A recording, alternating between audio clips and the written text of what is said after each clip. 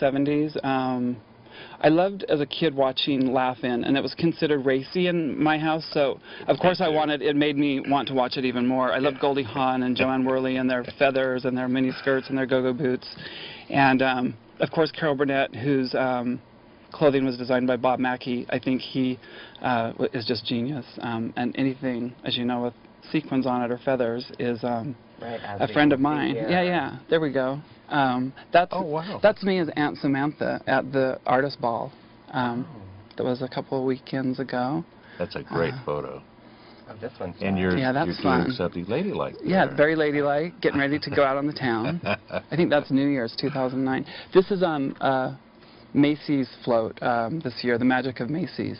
Wow. Yeah. That's fabulous. It was a magnificent float. And ironically, I was behind, I was thrown off the bookmobile as a kid for acting silly in my wigs and my drag that I dressed myself up in my neighbor friend. And so it was interesting during Gay Pride that we were right behind the bookmobile. And I was throwing all kinds of magic towards it. What goes around comes around. Right. So, Zach, something, suggestion, idea, something you want to toss out? Who's your greatest role model? My greatest role model for drag is probably, I have several different role models, but for drag, it would be Carol Burnett. I think she was just genius. She's one of the funniest people on the planet, and she was kind of one of the first, well, at least for me. The thing I liked about her is I got to see my parents laugh.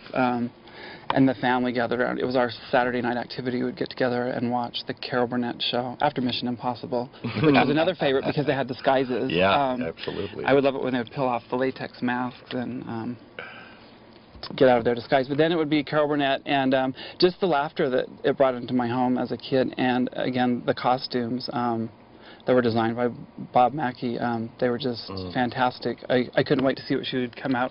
She would come out at the beginning of her show and do a question and answer period, and it was all about what's her dress going to look like tonight. So, Carol Burnett, I loved Laugh-In. Some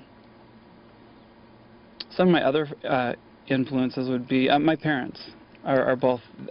My dad, interestingly enough, he loved getting into costume on Halloween. We had a big Halloween costume box, and October 1st would come around, and I would be pulling out my mom. Can I get into the costume box? It's time to, it's time to like pull out the costumes. We had everything. We had monster costumes, Dracula costumes, and my father had a makeup book because he was interested in makeup, and he really did a pretty outstanding job of going around the neighborhood and scaring people with his ghoulish makeup, and I was fascinated with that. So I would sneak in. He had that hidden in his closet because he, of course, didn't want the kids getting into it. So I remember sneaking in that, and that triggered my interest in makeup as well.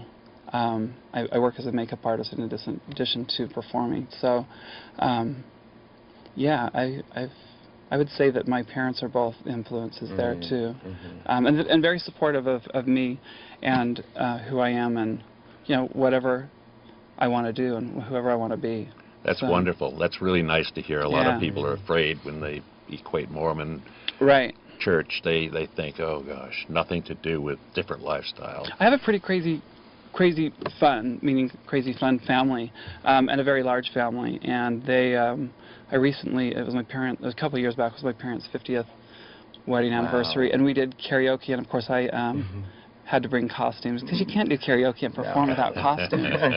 So to see my brothers and nephews and nieces and sisters in costume. I mean, I'm all about costumes. My living room is a costume closet. Yeah. So if anyone that's been to my home, I've seen it. Knows how crazy. That's wonderful. You said a couple of things I'd like to follow up briefly on. One was the laughter part, and I think that a great deal to do with drag has to do with making people happy, and that could be done in so many ways. But you also talked about, Carol Burnett and drag, and I don't think a lot of people would associate her with the concept of drag. Right. But I see I think I see where you're coming from, and that's kind of one of the premises that Zachary and I are interested in. Drag means a lot of different things, and it's been around as long as human beings have been around, I think. And, you know, a guy who's still wearing the fashions of when he was in high school and is now 60 or 70, that's kind of a drag. He's and wearing his protecting 60s drag, right? Absolutely. That's his comfort zone. And that's where he feels able to fit in the most, you know. And then there's the rebellion piece of drag that some people go for. And then there's just fun, you know. And then for me, I associate mostly drag with doing good. You know, it seems to me every drag personality I know of is in some way doing a lot of good for the community. Right. So, and it really influences so many things. So, any ideas you have about what drag means to you and how you interpret it in your daily life, you know? Drag to me, like, I've worked in retail pretty much my entire life, probably for the last 25 to 30 years, and you know, I get ready every day in my retail drag. I go to work in my, I don't do it now, but I go to work in my black suit because I work in cosmetics, and it's kind of our uniform, and it's retail drag. Servers in restaurants, they refer to their wear as, I think I've heard them say penguins because it's black and white. That's their drag. Right.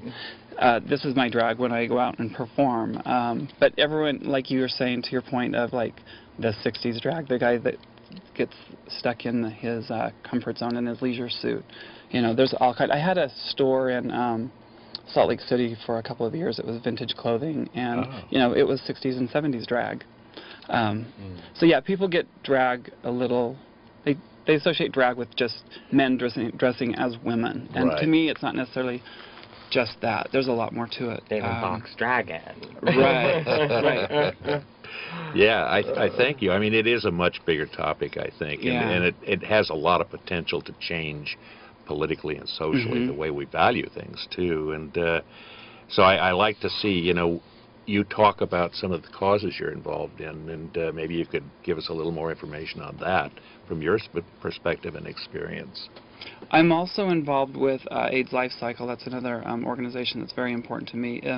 It's a bicycle ride from San Francisco to Los Angeles. It's 565 miles, and I do pretty much that entire ride in some sort of drag too. Oh, wow. Not complete face, but I'll you know, I've got to have a bow on or some sort of sequin thing to wear. It's my cycling drag. So that happens the first week of June.